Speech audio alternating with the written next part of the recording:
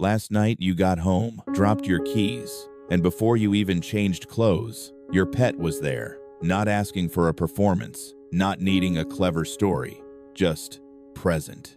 And somehow, that tiny moment felt more nourishing than an hour of polite conversation. People call it being antisocial, but it's actually being overstimulated and craving safe connection. If you're an introvert with Gen X wiring in your background, maybe you are Gen X, maybe you were raised by Gen X, maybe you learned their unspoken rules, there's often this vibe of handle it, don't be dramatic, don't need too much, which sounds strong, until your body starts treating every social event like a job interview. Here's what I've noticed. Pets don't just comfort us. They quietly teach a social skill most anxious introverts never learned on purpose: how to connect without performing. Let me name what's happening under the hood. I call it the stage light effect. When you walk into a room and your nervous system flips on the imaginary spotlight, everyone sees you. Everyone evaluates you.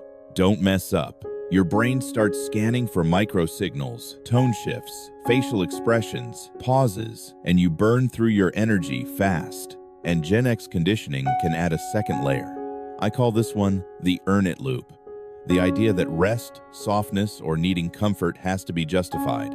Like you need to deserve your downtime by suffering first. So you stay too long. You keep smiling. You over-explain. You push past your limit. Then you go home and crash.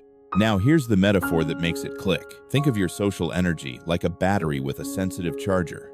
Loud rooms drain it fast. But what most people miss is this: your battery doesn't recharge from being alone in general. It recharges from low-pressure connection.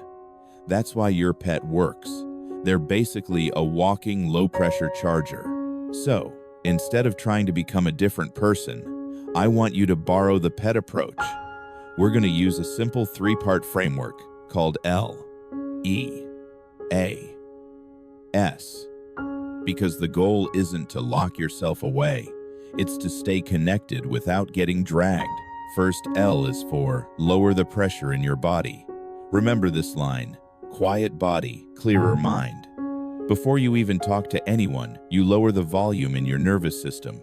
Do this for 10 seconds. Drop your shoulders, unclench your jaw, and exhale like you're fogging up a mirror. Not a giant dramatic breath, just a slow, private exhale. Pets do this all the time. They settle their body first, then they approach. Most of us do the opposite. We approach, then we panic. Second E is for environment is part of the conversation. Remember this line: where you stand is part of your boundary.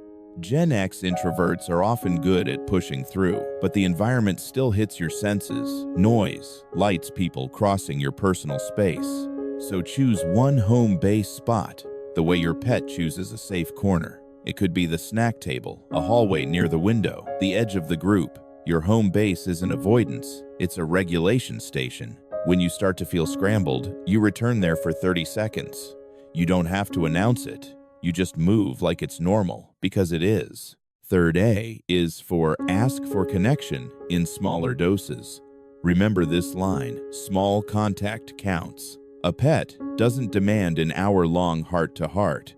They do tiny bids for connection, sit near you, look at you, touch your hand, then wander off. Introverts think connection has to be a whole performance, deep talk, big energy, constant engagement. But you can build closeness with small moments. Pick one person and go for a 2-minute connection. Ask one real question. Share one real sentence. Then release the moment. No pressure to be unforgettable, just present. Now we need to talk about the trap, because this is where most introverts blame themselves. The trap is over-earning. You stay longer than your battery can handle because you're trying to prove something that you're easygoing, fun, not weird, not difficult. And then you go home and beat yourself up for being exhausted, like exhaustion is a character flaw. Here's the self-check question that cuts through it. Am I here to connect, or am I here to convince? Connect is calm. Convince is tight. Connect has pauses. Convince feels like you're holding your breath. Nothing is wrong with you. If your system learned to survive by staying hyper-aware and agreeable, that makes sense. It was adaptive. but you don't have to keep paying that price. So here's a simple introvert-friendly leash protocol you can use today, before, during, and after social time. Pick a home base. Decide it before you enter. Lower your body pressure for 10 seconds. Shoulders, jaw, exhale.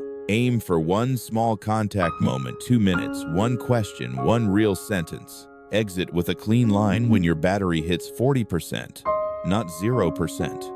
Try good seeing you. I'm gonna head out. Period. Seal the night with a 2-minute decompression ritual at home.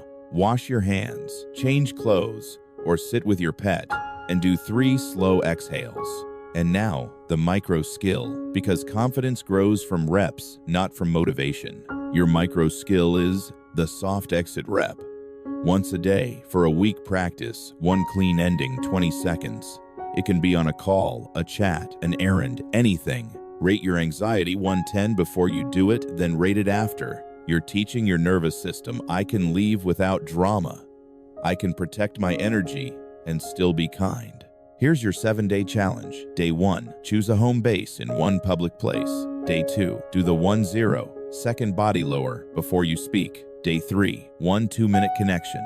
Day 4, 1 soft exit rep. Day 5, return to home base once, no apology. Day 6, leave at 40% battery. Day 7, do the whole protocol and celebrate the fact that you didn't abandon yourself.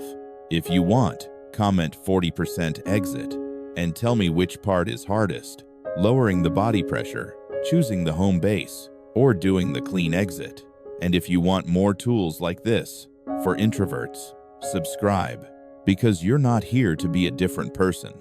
You're here to keep your battery healthy and stay connected like a pet does, steady, simple, and real.